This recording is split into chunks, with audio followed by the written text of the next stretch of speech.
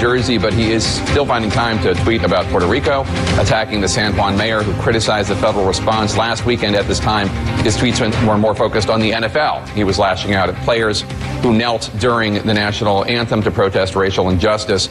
Late Saturday, the president issued a reminder to players ahead of today's games, tweeting, "Very important that NFL players stand tomorrow and always for the playing of our national anthem, respect our flag and our country." Joining me now to discuss this and much more is Republican Governor John Kasich of Ohio. Governor, always good to see you. I want to start with the natural disaster in Puerto Rico and the federal response. President Trump took to Twitter this weekend, as I don't need to tell you, and he attacked the mayor of San Juan, Mayor Juan Cruz. The president wrote, quote, "Such poor leadership ability by the mayor of San Juan and others in Puerto Rico who are not able to get their workers to help. They want everything to be done for them when it should be a community effort. 10,000 federal workers now on island doing a fantastic job." What's your response, sir?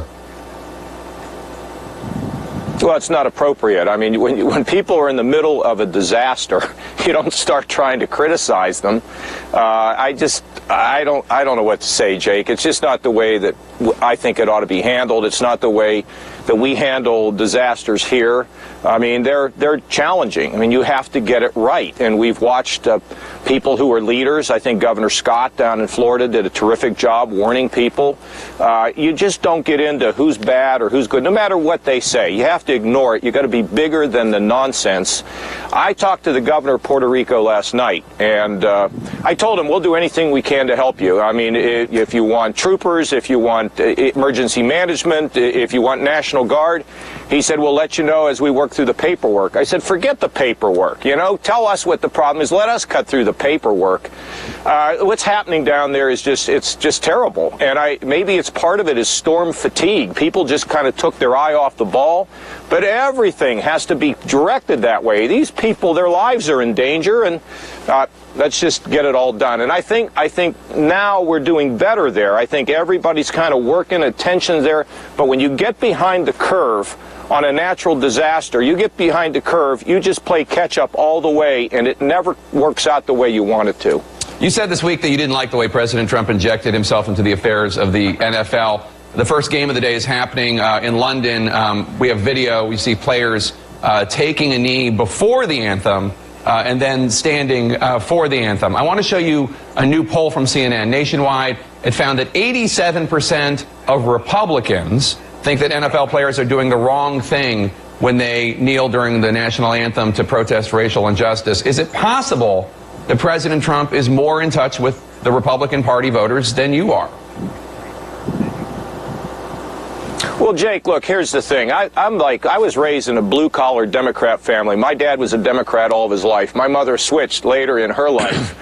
But there's something about, you know, being raised that way. We love the flag, we love the anthem, and you know, we respect it. But we also respect the right for people to protest. Look, there's so many big issues out there right now, whether it's health care and our ability to stabilize the markets. Now we're talking about tax reform and trying to get better economic growth and boost wages for workers. That's where my attention is right now. I'm not really spending much time looking at people's tweets. They're just not that important to me.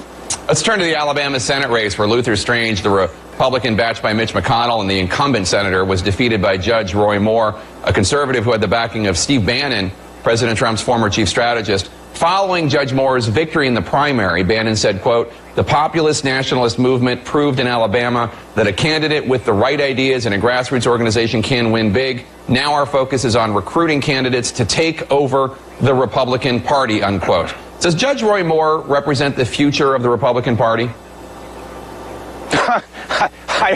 I certainly hope not. I mean, we have to look at his whole record and a number of the things that he said.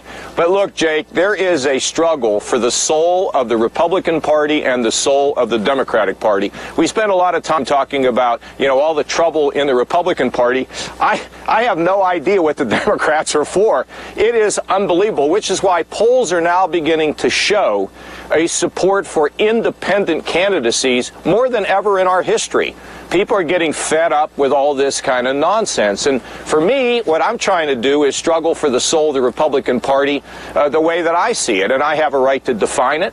But I'm not going to support people who are dividers or people who, look, I don't want to get into all the wild accusations that this guy has made. You can talk about them yourself. But what I can tell you is these parties have got to get their act together, and they've got to be focused on giving people who are middle and lower income folks a real chance at prosperity.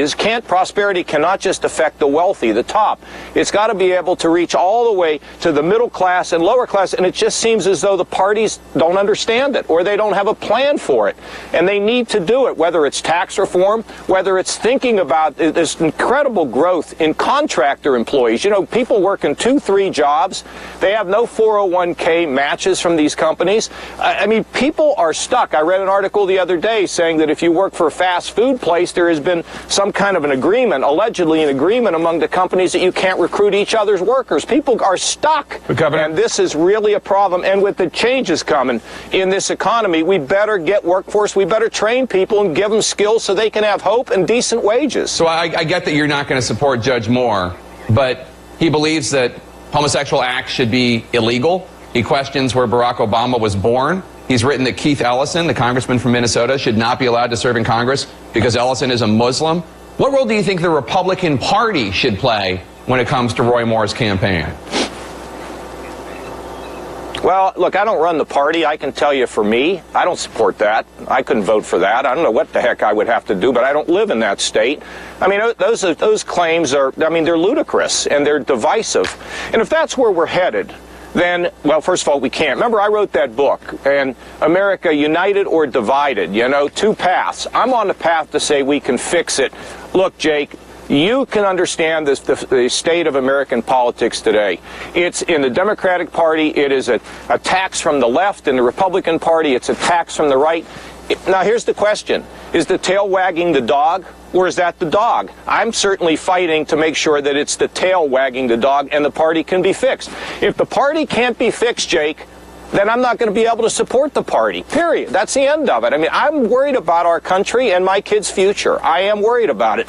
But have I given up? Of course not. We're doing fine here in the state of Ohio. There are many great leaders in the Republican Party. Brian Sandoval's one that comes to mind right away. Reasonable, smart, creative, successful. What do you mean you're going to give up on the party? What do you mean you're going to give up on the party? Are you talking about possibly becoming an independent if the Republican Party continues No, not at this. What I'm saying to you is that we need to fix it.